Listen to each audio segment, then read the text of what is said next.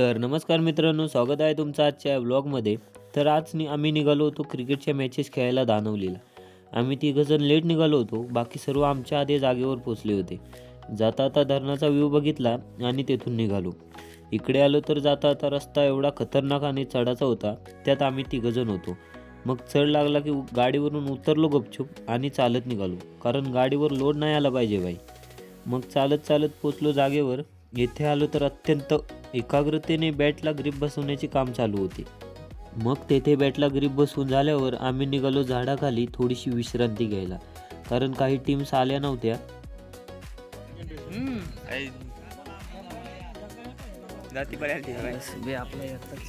थोड्या वेळाने मॅचेस सुरू झाल्या. आम्ही पहिली एक मॅच जिंकली आणि दुसरी मॅच हरलो आणि निघालो घरी, कारण आज दुसरा दिवस होता ना, आणि त्यात नॉकआउटची मॅच होती. मग तेथून आपल्या भावाला सगळ्यांनी 4 शिव्या दिल्या, कारण त्याच्यामुळेच मॅच हरलो.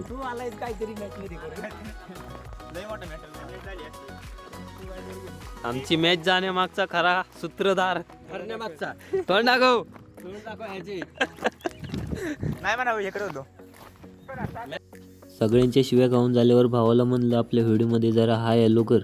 आणि घरी जाता आता आमचं प्लॅनिंग झालं की साळगावमध्ये नागेश्वराचे मंदिर लागतं.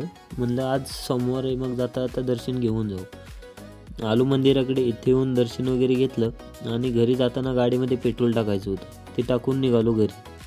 घरी जाता आता समजलं की आज निगुडगरची यात्रा होती. मग इथे आलो आणि एक आईस्क्रीम घेतलं आणि थोडंसं पुढे येऊन थांबलो आणि आईस्क्रीम वगैरे खाऊन घेतला आणि मग घरी आलो तर विहिरीतून मोटर बाहेर काढायची होती. मग लगेच तिकडे गेलो, कारण अंधार पडायच्या आत मोटर घरी आणायची होती.